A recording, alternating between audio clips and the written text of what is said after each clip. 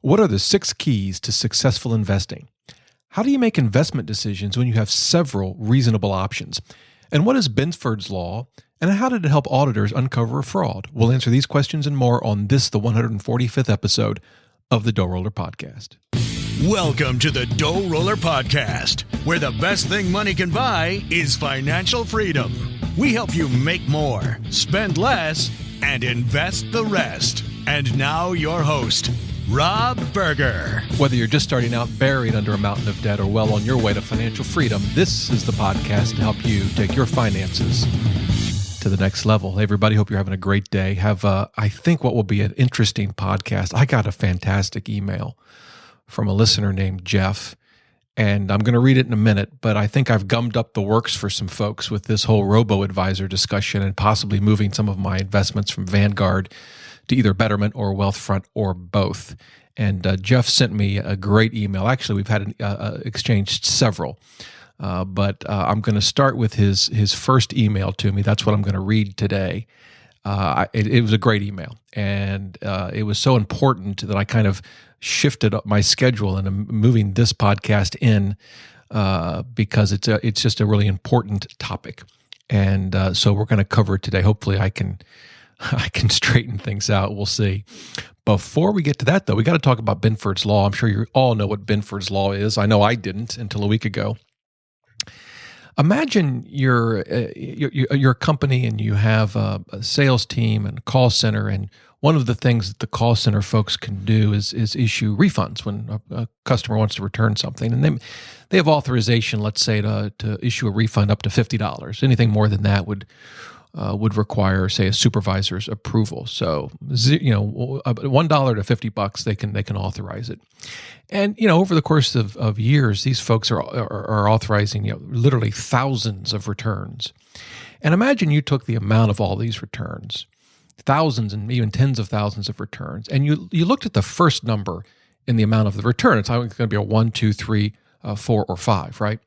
Well, how would you expect those numbers to be distributed? In other words, would you expect there to be just as many 1s as there are 2s, as there are 3s, as there are 4s and 5s? Or should there be more of one number versus another? Well, it turns out, according to Benford's law, that there will be about 30% of those numbers will start with a 1. 30%. About 18% will start with a 2, and then about 12% will start with a 3, and then when you get to the 4, it actually dips below 10%. And if we were dealing with numbers 1 through 9, by the time you got to the 9, it would be the lowest, around 5%. That's kind of odd to me, but I guess it kind of makes sense. Well, anyway, I guess forensic accountants and auditors are aware of Benford's law, and they actually ran some tests against a large database of returns for a company. And they found out that when they looked at the first digits of these returns, they did not map to Benford's law. And in fact, there were an unusually high number of returns that started with a 4, and that violates Benford's law. And so they dug deeper and found out that they could actually isolate those high number of returns that start with a 4 to just a handful of call center employees. And it turns out they were committing fraud. These were all fraudulent returns, and I guess the call sales reps didn't know about Benford's law. Anyway, I read that in the Wall Street Journal, thought it was pretty interesting, thought I'd share it with you. That's our math for today. All right, on to the main topic, the email from Jeff. I'm just going to read it and we'll go from there. He says, I just finished listening to your podcast with the Wealthfront CEO. And by the way, that was podcast 138. Jeff goes on, I heard you say at the end that you are going to do a podcast on why you moved your SEP IRA to Wealthfront. May I make a request? When you do that, please provide some guidance for those of us who have followed you through the podcasts. This has been my journey. 1, find and begin enjoying DoughRoller blog and podcast. Begin investing in passive low-cost index funds through Vanguard outside of my retirement accounts, due in large part to information learned on the podcast. 2, find out that there is such a thing as Betterment and begin exploring robo-advisors, but mainly Betterment because I heard the interview on the podcast with the CEO and liked that, and they sponsor DoughRoller. 3, read and listened more and find out that some folks, bogleheads, favor Vanguard-type index funds, but some say no bond funds in taxable accounts. And some say bond funds in taxable accounts, et cetera, et cetera, et cetera. Confusion. Should I change? What should I do? 4, hear a new term called tax harvesting. Wonder further if I should move my new taxable account, started about 1 year ago, from Vanguard index funds to Betterment. Probably shouldn't move my new SEP IRA at Vanguard, inspired by DoughRoller, because no need to move a tax-deferred account for tax harvesting, right? 5, hear the Wealthfront podcast, Rob moving SEP IRA to Wealthfront, who preach tax harvesting. See number 4, confusion reigns. As for the guidance requested, am I wrong to believe that any investing is better than none and will do in the long run better than none? But that much of the above is about the fine-tuning the investment process. I appreciate all you do. I'm just searching for some investing clarity. Merry Christmas. All the best, Jeff. This one kind of hit me hard. I mean, because I thought, no, if I confused people, what have I done here? So, as I said, Jeff and I have had more email exchanges back and forth, and I've enjoyed that very much. But I thought what I would do is try to. I can't answer all these questions in one podcast, but I'm going to try to kind of put all of this in perspective, or put it in a framework for you. So that's kind of what I'm going to do. Now, I will say in response briefly to some of his specific questions, absolutely correct. Tax loss harvesting does not apply to a retirement account that's either tax deferred or like a Roth tax free. It only applies to taxable accounts. So that's the first thing. The second thing is the robo-advisors offer more features than just tax loss harvesting. They do rebalance for you, and they do it, it's all computer based, but they do it in ways that I think are better than what us mere mortals could do. And of course, there's the convenience factor. You put your money in, and you don't have to rebalance. You don't have to rebalance across multiple accounts. It just does it for you. But of course, in exchange for all of that is a fee. So you're always balancing those competing pros and cons, which is, I think, probably true with most decisions. All of that said, what I want to do today is walk through what I think are the 6 keys to successful investing, the 6 most important things. And then we're going to talk about sort of those second-tier decisions that we have to make, decisions that have to be made, decisions that aren't unimportant, but that aren't what I would consider the most critical decisions. So let's start with the 6 keys to successful investing. They're pretty straightforward. Hopefully none of these will surprise you. The first one, start early. The earlier you start investing, the better.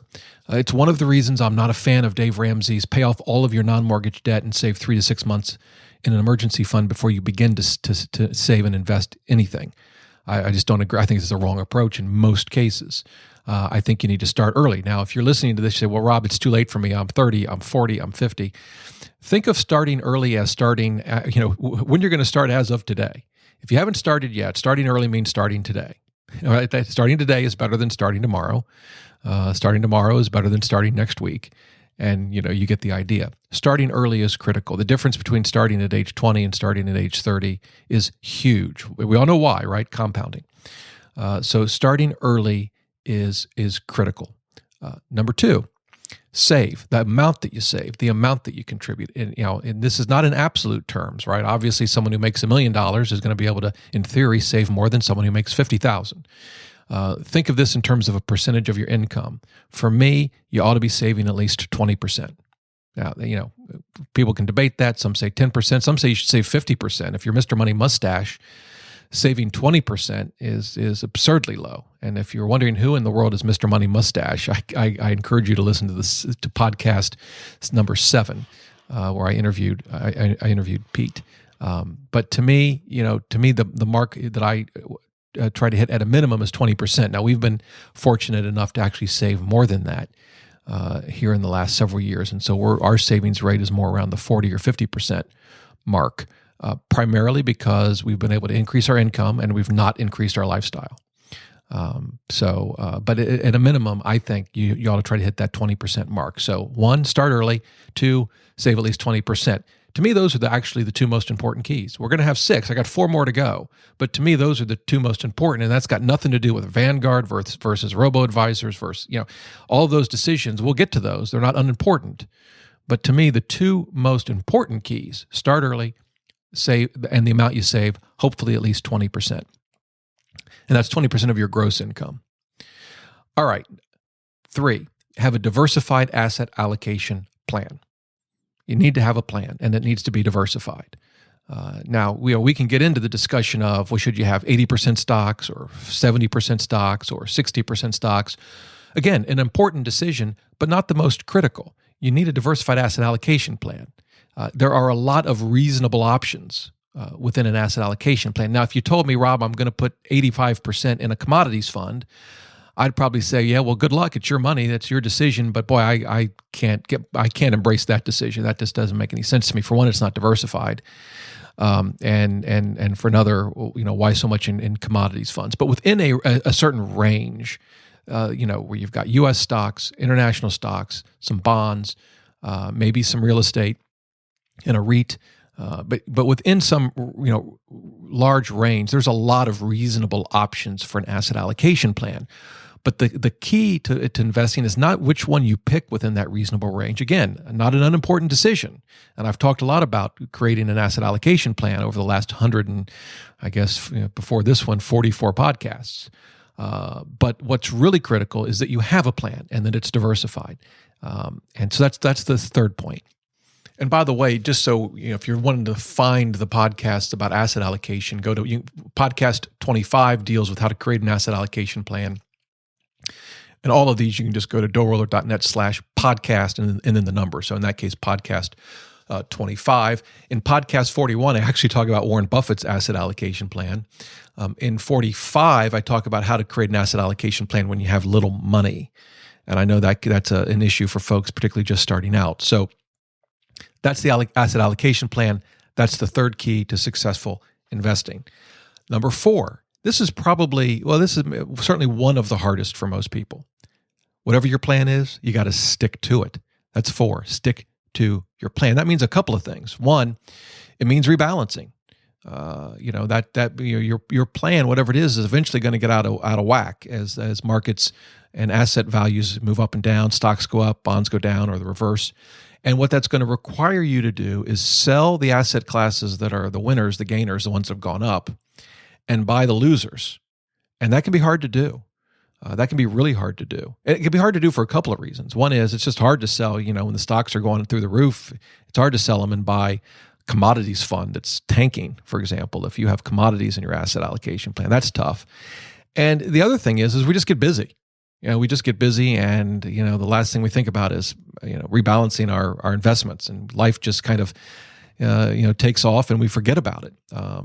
But sticking to a plan involves rebalancing. Again, I'm not talking about the details of rebalancing. There's a lot of reasonable ways to rebalance. Whether you decide to rebalance once a month, once a year, when they get out of your asset classes vary by a certain percent. Those are not the part of the 6 keys to successful investing.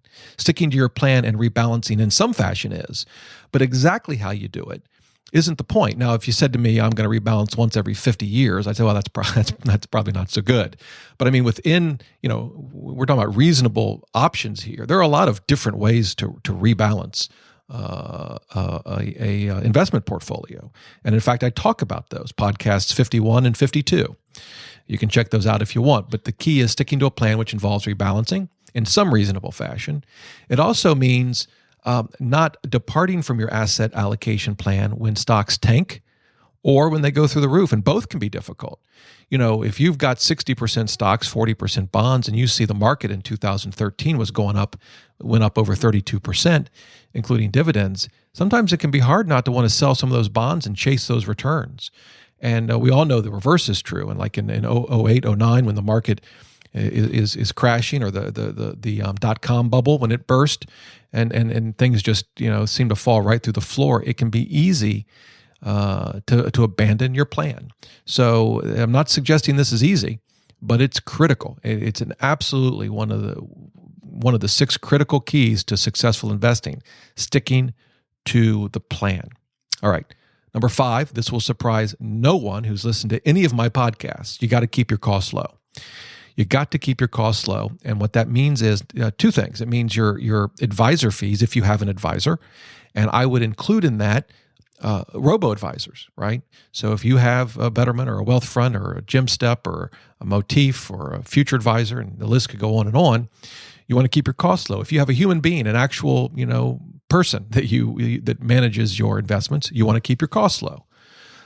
You want to keep your advisor fees low. And of course, then you want to keep the costs you pay for the actual investments. Think of the expense ratios of ETFs and mutual funds. You want to keep those low.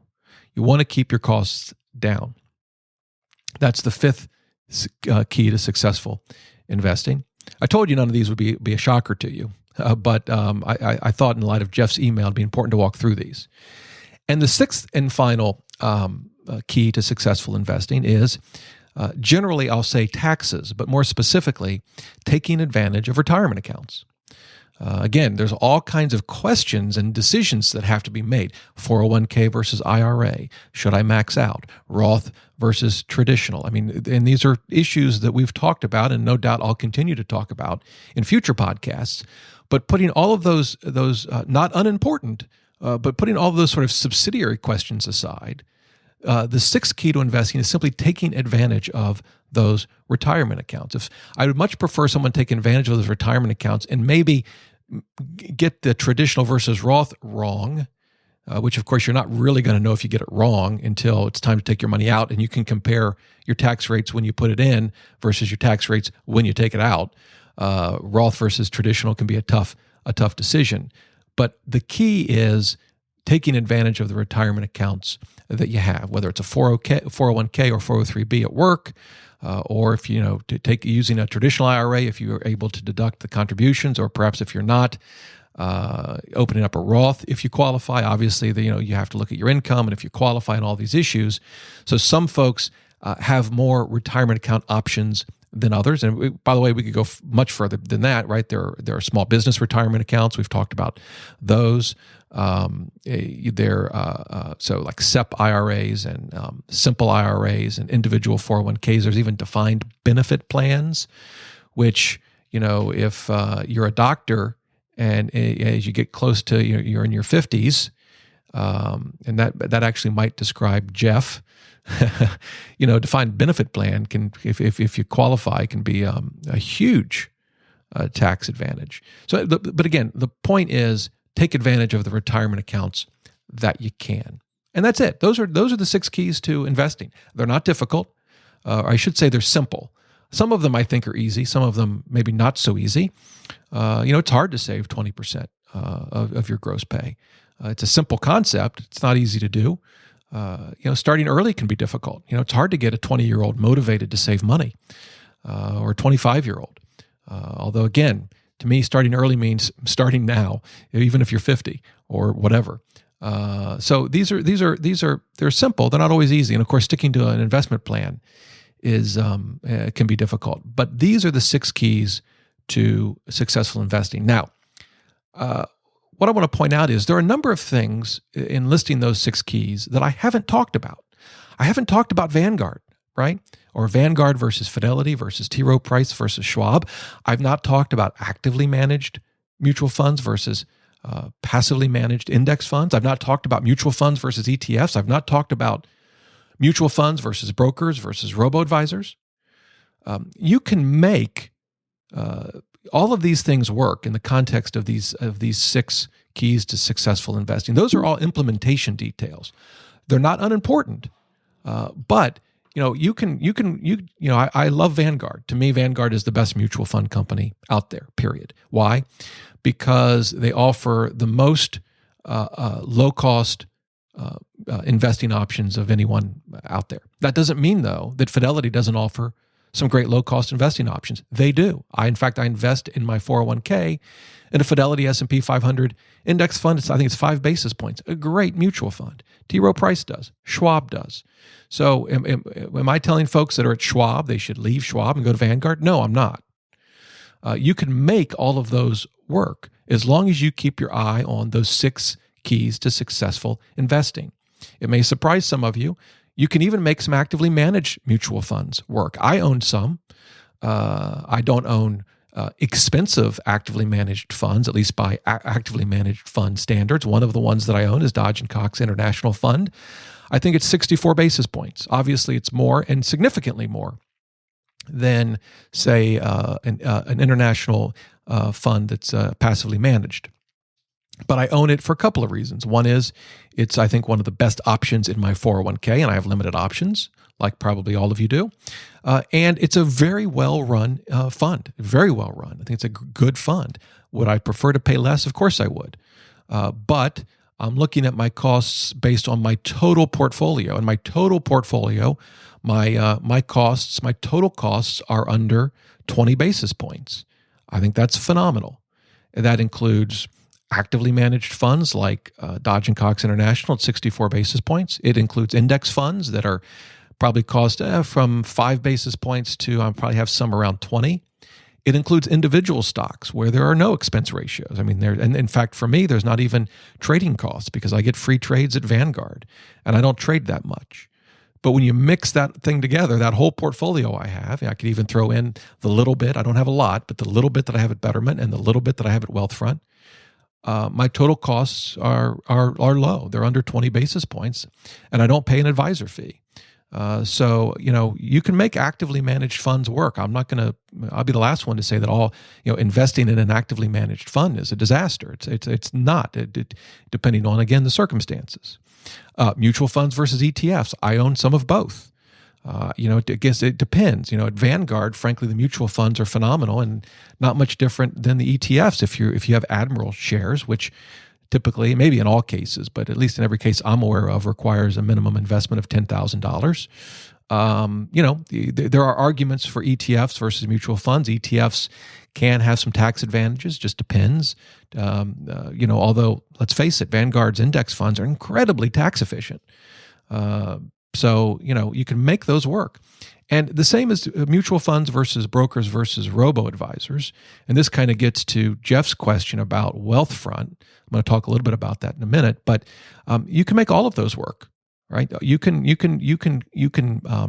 achieve what I view to be the 6 keys of investing with all your money at a Vanguard or at a Fidelity. You can do it with all your money at a robo-advisor like Betterment or Wealthfront. You can do it with all of your money at a broker like Scottrade, and from there you can buy whatever you want. You could buy Vanguard ETFs or just about anything else. You can make all of those work. And so the key here, though, I think, is to understand what are critical decisions, critical things we need to achieve, and separating that from the execution, how we actually do it, because there's a lot of different ways to keep investing costs low. Right? There's a lot of different ways to come up with a diversified asset allocation plan. There's a lot of different ways to take advantage of retirement accounts. If you have a 401k and you're going to roll it over to an IRA, that's great. You have a lot of different options, and there's a lot of good options. It's not as if there's just one option out there. There's a lot of good options. And so I think it's helpful as you're thinking through your decision, say, okay, how critical is this decision, and what are my reasonable options? So now what I want to do is cover sort of 2 things. One is, how do you deal with conflict? And I'll tell you what I mean in a minute. But we've got these 6 keys. Sometimes these 6 keys to investing, they conflict with one another. I'm going to give you 2 examples. Then I'm going to talk a little bit about how to make what I call the second-tier investing decisions, right? If you're going to roll over a 401k to an IRA, it's fine for me to sit here and say, okay, you've got a lot of good options. Fine, but you still have to decide something. You got to pick something. You're going to pick Vanguard or Fidelity or robo-advisor. You got to make a decision. It's fine to say that there's a number of reasonable options, but how do you pick one? How do you make the decision? All right, let's start with the conflict. I'm going to give you 2 examples. The first one is this. We can often have a conflict between my 4th key to successful investing, sticking to a plan, and my 5th key to successful investing, keeping costs low. How is that? Some people, in order to stick to a plan, really need help. They need someone that they can pick up the phone and call them and say, stock market's down 20%, I'm scared, what do I do? And that person can talk them off the ledge, right? And they need that. And sticking to a plan is important. It's critical. And so they need that help, but that help comes at a cost. And a typical advisor fee is 1%. Now, they do a lot more than just hopefully talk you in off the ledge when things are bad. They obviously make the investment decisions with you and rebalance for you, and perhaps provide other financial planning services. So it's not just about talking you in off the ledge when the stock market drops, but that's an important role for any financial advisor that's managing your investments. But again, it comes at a cost, and those are two of the 6 keys, and they can conflict. You're getting help sticking to a plan, but you're paying 1% or more for that help. And so what do you do? Well, in some cases, you just may have to make a tough choice. If the only way you can stick to your plan is paying an advisor, that may be what you have to do. But there are options. I mean, you can say, well, can I get that help in a different way? Or can I get that help for less money? And those are things that you have to figure out. Now, what I try to do here is give you options, give you ideas to consider. I obviously can't tell anyone what they should do. That's a decision you have to make. For me, if I needed that help, what I would look at, if I needed a human being, I would look hard at Vanguard's advisor services, which are 30 basis points. To me, that's hard to beat. And in fact, it's something that I'm looking at before I make my final decision as to where I want to keep my investments between Vanguard and services like Betterment and Wealthfront. And in fact, I've been meaning to call Vanguard. Maybe by the time this podcast airs, which will be in about a week from this recording, I will have called them, but I haven't yet. But if you need a human being to work with, that's one option. And relatively inexpensive. It does add 30 basis points. And as you know, I would never say it's only 30 basis points. 30 basis points is a lot. But if you need that help, 30 basis points is a heck of a lot better than 1% or 100 basis points, right? So that's one option. Maybe you can find these robo-advisors. They're not human beings, right? You can call these folks up, but they're using technology. But maybe that's enough. Maybe that's enough to keep you from doing crazy things when the stock market drops. And that's something only you can answer. And maybe you need to test it out. Maybe you put some of your money in one of those services to see how you do before you make a decision to move all of your money. Remember, this is not all or nothing. You don't have to have all your money in one place. So you have that flexibility. So I kind of view my role as giving you those options and talking about the pros and cons, but ultimately you have to make that decision. But that's one way, I think, for a lot of people where there's some conflict between what I describe as the 6 keys to successful investing. Another one, and this is probably common for a lot of you, and it's this: a conflict between, once again, number 5, keeping costs low, and number 6, taking advantage of retirement accounts. How is that? Because you have lousy options in your 401k. Doesn't it just drive you up a wall? Come on, employers, let's do better than this. Drives me crazy. And I know it happens to a lot of people because you email me, and that, again, you're going to have to wade through that. How bad are the options? Are there any good options in there? And what I found, there's a lot of bad options in my 401k, but there are a couple of good ones. The Fidelity S&P 500 Index Fund is one, and believe it or not, they have a Vanguard bond fund. Now, right then you might say, well, should the bond fund be in a 401k? That's a different discussion. And actually, it's a good place for it typically. But in any event, I found just enough good and reasonable funds to make it work. Now, you may have, not so good options, and you have to decide, well, how bad are they? I generally view an employer match to overcome just about any bad investment option, usually. I mean, maybe there could be some exceptions. But maybe after the employer match, you decide to fully fund your IRA first, where you can, of course, choose where that's located and obviously pick the investment options that you think are best. But then you still are left with the decision, if you have more money to invest, do you then max out the 401k? And I think in most 401ks, you'll typically find something that's decent.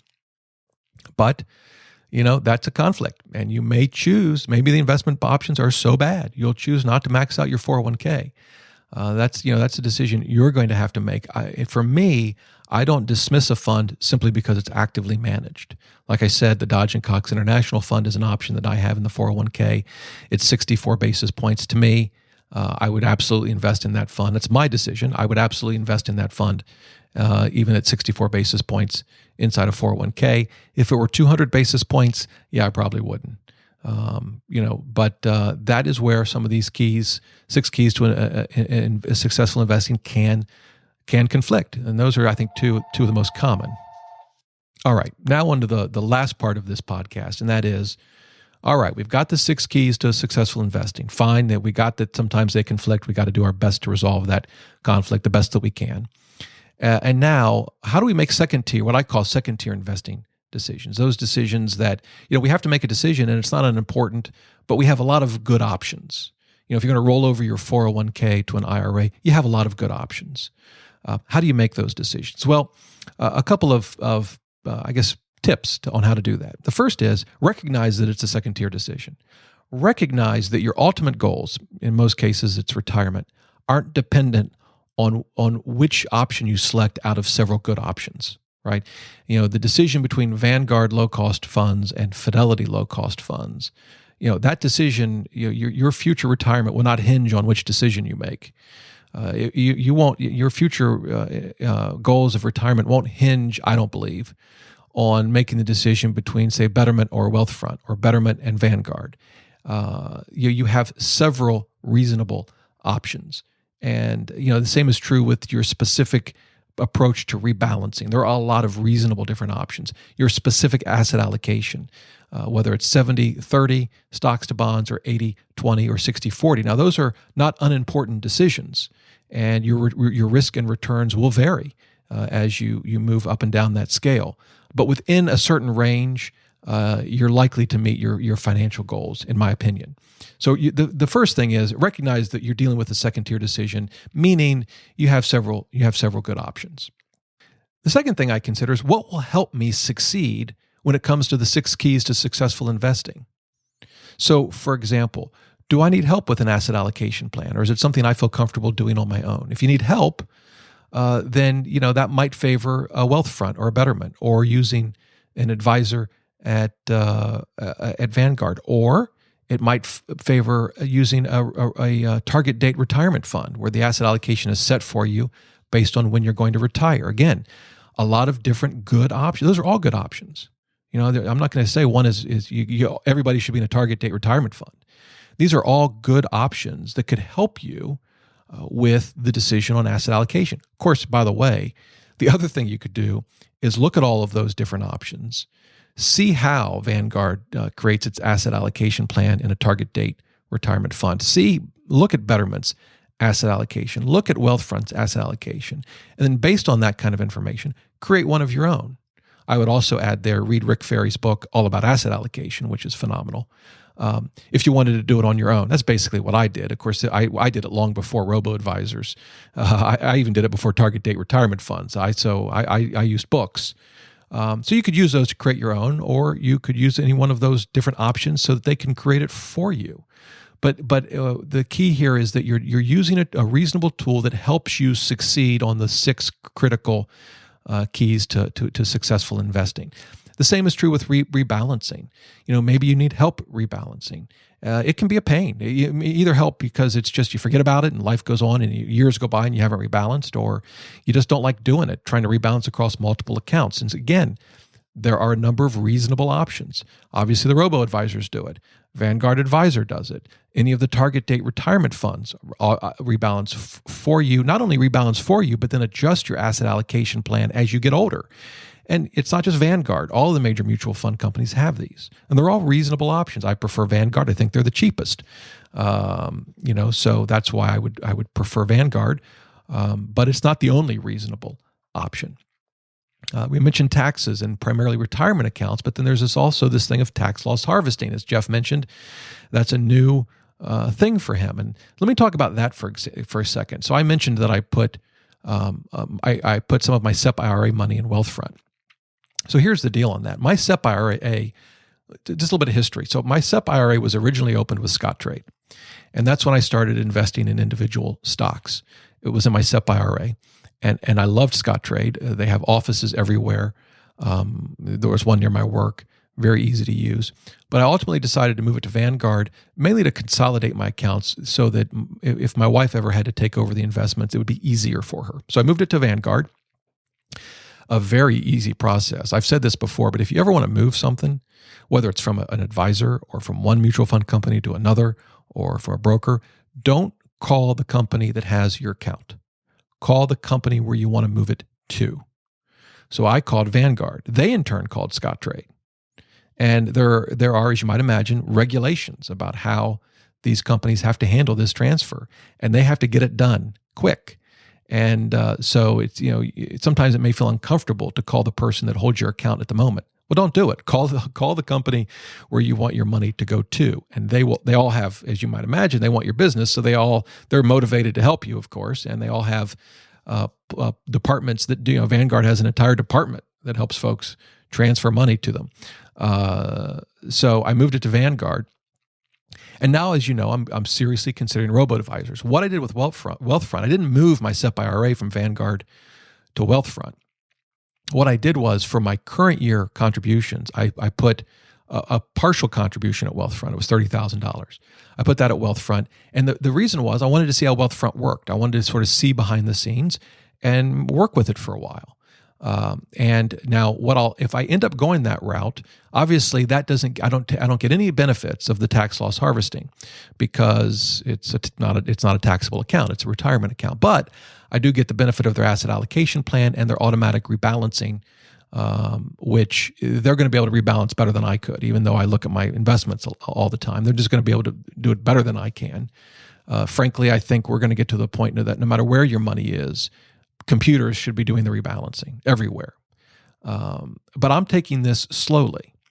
And that's my third key to making second-tier investment decisions. If you can, make these decisions slowly. Now, if you're going to roll over a 401k, you got to roll it over. So you got to make a decision. But in the case of robo-advisors, I'm in no hurry to move my money from Vanguard. And I can't fathom that I'll ever move, if I make a decision, all of my money from Vanguard. I think Vanguard is terrific. So that won't happen. But I'm not also going to just rush into Betterment or Wealthfront. I've had a small account at Betterment for a while, and now I've got a small account at Wealthfront, and I'm just going to check out the service. So I'm in no hurry to make these decisions.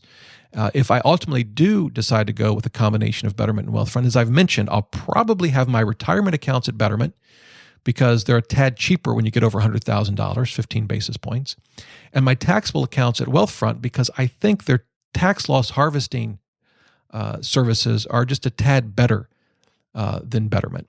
But that only kicks in when you've got a fair amount of money in taxable accounts at Wealthfront. So these are decisions, you're going to have to look at your own circumstances to figure these sorts of things out. But that's kind of my current thinking. But, like I said, I'm not racing into this decision. For one thing, I can't help but wonder if Vanguard's not going to eventually and soon offer the same service.